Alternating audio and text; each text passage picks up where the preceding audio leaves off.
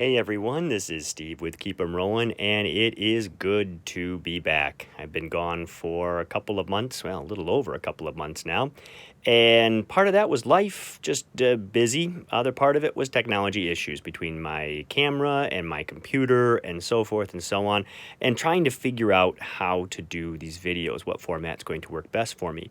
I'm hoping this format will. All of you do not know this, but this is the third time that I have shot this video. The previous two, the format just did not turn out right. So, on that note, I guess I'm becoming an expert on these items by now. What I'm going to do here is just a recent pickup video and just kind of a basic thing here. In August, my family and I always travel down to Florida to visit with my parents, my aunt, my sister and brother-in-law and such. And this year we did things a little different. This year we went down, and you're going to have to excuse if things are a little shaky here. I'm once again trying to get used to this new format. This year we did a little different. This year my family, my wife and daughter and I took a cruise. Never been on a cruise before. Didn't know what to expect going on a cruise. You know, I'm kind of don't have a lot of motion sickness per se, but you know, it's like, wow. And all I have to say is I am hooked. It was absolutely fantastic. Just relaxing, wonderful. It went so fast, I was amazed. We actually put into port at Nassau, and we somehow avoided the tropical storm at that time, which is now the hurricane. But just wonderful. I encourage all of you, if you can take a cruise, it is well worth it. In fact, that's where I picked up one of my souvenirs, was down in Nassau. I got this beautiful little bottle of John Watling's rum. We visited their distillery. It was a really cool building built, and I think it was like the mid 1700s. Just really neat to see. So fantastic vacation. But while there, I was able to pick up a few items, and I actually had some given to me. First of all, we'll start over here. My father, he loves going to estate sales, and he went to one, and he found these inserts here. It looks like they're dated 1945. It's hard to tell. But regardless, this material right here always comes off. You wear these gloves, you know, a couple times, and this will all disappear. You can see it's already starting to flake off. So finding it with that on there was really cool. He said he found them in a collection of, I want to say he said it was socks or ties. It was something, they were all bundled up, and these were in there, and paid a grand total of 50 cents for them. So I'll just add those to the collection. And he also found this fantastic ribbon bar. It's a nice pinback, beautiful here, and it's got the it's got the European, African, Middle Eastern ribbon with 5 battle stars. I would love to know what this veteran's story was to receive 5 battle stars. It's got the American Defense ribbon, and then it's got the Good Conduct ribbon. So just a neat bar. And once again, I think he paid a couple bucks for it. It wasn't anything ridiculously expensive. So neat finds. Oh, he also found this. I'm going to pan over here. He found this little bag of insignia. What we have here is we got a couple sets of, wow, you can see my what's the word I'm looking for? My orientation is way off. I'm, you know, trying to do this, but it's kind of funny. He picked, it's like wearing drunk goggles. Oh, I think they're around here somewhere. He picked this bag of insignia up, and it's captain's bars, and we've got the US's down here. You can see they are the silver US's. So what this is this is US Air Force insignia, not US Army Air Force, but US Air Force, probably 1950s. The interesting thing is that the US's, they have these flat sterling clutches, which is more of that World War II era. I think these USs are probably right from that transition period, maybe 49, 48, 49, right in there. But the captain's bars, they're all, they're also the post back with the clutches. They're all marked, and they're marked here, if we can get that to zoom in. They're marked MS Meyer, Inc., New York. And they've got this little shield over here with the 9M. And there's a chart online, if you look up Meyer insignia. The gentleman put together a chart. I think he's a gentleman, might have been a lady. Put together a chart of all the insignia. and of the hallmarks and such. And these supposedly date from that kind of like 1955 period beyond. So my guess is insignia from the mid 1950s, but still neat little find. While down there, we were able to go to a couple of antique shops.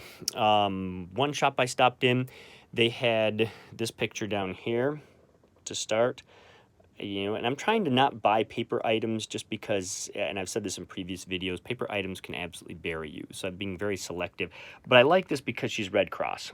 And I can't tell what she did. These are different colors to represent the different jobs that the Red Cross worker did.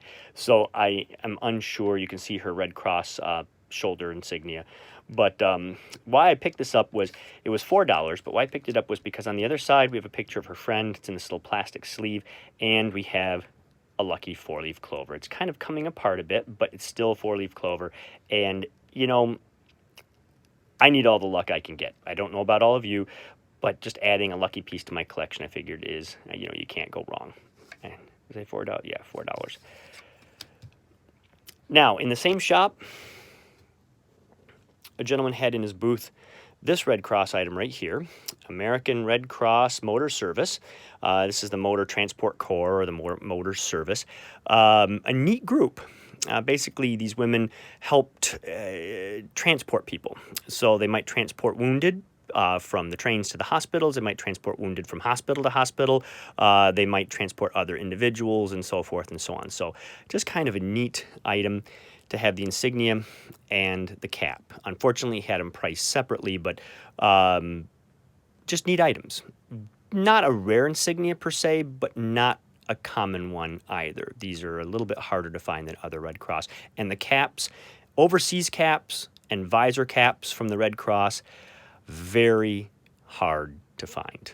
So coming up with this one was really cool. And this is where I'm going to throw all of you a learning moment. Learning moment is the website Blitzkrieg Baby, Blitzkrieg Baby. Blitzkrieg Baby sounds like a German website. It's actually some people who have put together a fantastic, intuitive website on women's uniforms during World War II. They don't cover just the Red Cross. They cover the Waves, they cover the WACs, they cover the WASPs, SPARs, and the Marines, and so forth and so on. Fantastic. And going on their website, I was able to look up the cap. They actually had the official kind of nomenclature for the cap, saying it's gray blue rayon material with a liner and so forth. I mean, just, outstanding website. So Blitzkrieg Baby. If you're ever out there looking at women's World War II uniforms, get on your smartphone, look them up, and if you have a question, you should be able to answer it using their website. Now, the cap is the true World War II variety, is like a rayon material. It's a wonderful silk lining. It's got a leather sweatband. The size tag is intact. It's got the Red Cross. It's on the right spot of the cap. It would be on the left side. So when we hold this up, you can see how that's right there on the left side. So just a really, really neat little piece to add. You can see where it's been folded forever. My guess is probably folded in the pocket of a uniform. I just wish that uniform had been in the booth as well. Costs on these, just for the sake of giving you costs, the cap was a little over $20. I want to say it was like $22, and the patch was at $18. So it wasn't, a flea market pickup of 50 cents, if you will, but well worth the money that I spent to bring this into my collection. Now, we were able to stop at one last antique shop, and this was a big antique mall. They were also getting ready for the hurricane, so they were boarding up their windows and things like that. It's interesting to be in Florida when a hurricane is announced because people go crazy. There were huge gas lines. I've never seen gas station. Well, I have because I've been down there in hurricanes before. But basically, gas stations start to run out of gas. You go to the supermarket, and people go crazy over like bread, bananas, peanut butter, water. They have to actually ration the water. At the stores, telling you can only buy like 2 24-packs per person and so forth and so on. And then people are getting prepared, like this antique shop, boarding up their big windows. Inside the shop, when I walked in, they were happy to see me. They were, welcome. Huge mall, probably 150 dealers, tons of stuff. They told me that they were running their Labor Day sale. Everything was on sale. All the dealers were complying unless it's marked firm, anything from 10 to 30% off, which was awesome. Walked around the entire shop, and it always amazes me that you go into these big, huge antique malls, and there's very little militaria. This mall had 3 dealers that dealt in militaria. One had a lot of 1970s era uniforms, field jackets and such. They were fairly priced, but just not what I collect. Another gentleman had a lot of paper items that were pre-World War I up through World War II, and his prices were wild. I mean, they were just, these people are, wow, let me get my train of thought going here. As a dealer, you're allowed to put the price on something, you can put any price on something that you want to put on it. But it amazes me that these dealers don't take the time to maybe look at the internet. Because, for example, this dealer had a photo postcard, and it was a World War I photo postcard, just a bust shot of a soldier, nothing exciting. And he wanted $45 for it, unidentified. And just a quick search online shows that photo postcards like that are averaging between $1 and maybe $5. Okay, so that's where I'm going with this. So you can price for whatever you want to put on it, but that's what his whole booth was. Everything in there was priced like that, and he must be getting it. My guess is he probably deals with people who aren't collectors, and they're willing to pay the big money because they find something and they're like, oh, that's cool, I'm going to buy it. And wow, $40 is not bad. So regardless, I left his booth and with nothing. And then the final booth up in the front, as I kind of finished the whole circuit of the mall, there's another gentleman militaria, and he had some really cool things, and his stuff was very fairly priced. To start with, I picked up 2 sets of Navy rank. These are the shoulder boards that would go on your dark blue uniform, and these are the World War II variant. And you can tell they're the World War II. A very quick way is just hold up and look at them like this right here, and you can see like this set straight across. That's what you want to see. You don't want to see any curves. This is a nice World War II set here. In fact, these are even marked Gemsco on the back. Just a beautiful set. And then this set here, I don't think this set was ever worn. I mean, the stars on this are just amazing, how high they are and how gorgeous. This set here, you can see there's a slight curve to them. See how that is? That's not due to aging. It's not due to warping. It's just how they're made. This set probably is right near the tail end of World War II. So either way, the sets were $15 each, which is a nice price for shoulder boards like this, and it was 20% discount. So I was like, well, that's sweet. Now, in his booth, as I looked around, I found an item that I've been wanting to add to my collection for, gosh, 10 years plus, and that's this little item right here. Wabash blackout unit for blackout lighting. Some of you may not know that during World War II here in the U.S. we actually had blackouts, and if you had light coming through your windows, you could be, you could receive anything from admonishment from your block captain to a fine to possible jail time. And one way to reduce lighting was using a blackout bulb, and it's just a light bulb that's been kind of covered with this black material, and it's got a focal point here, so the light comes out the bottom and it comes out kind of a deep orange color. It's real hard on the eyes, but it's deep orange because a diffused light like orange or red does not travel as far as like white light. This is why in submarines they use like the red light, because when you open the hatch, the red light doesn't blare out where white light would. These are super hard to find, and I've been wanting one for years. The cool thing is, it was $18, 20% off. The other cool thing is, it still works, which is absolutely amazing. I'm not going to obviously use it. I tested it once just to say, yep, it still works. And now it'll go on my shelf and just be a cool piece of home front memorabilia. Now, the final thing I picked up from this particular dealer was a World War I first aid pouch.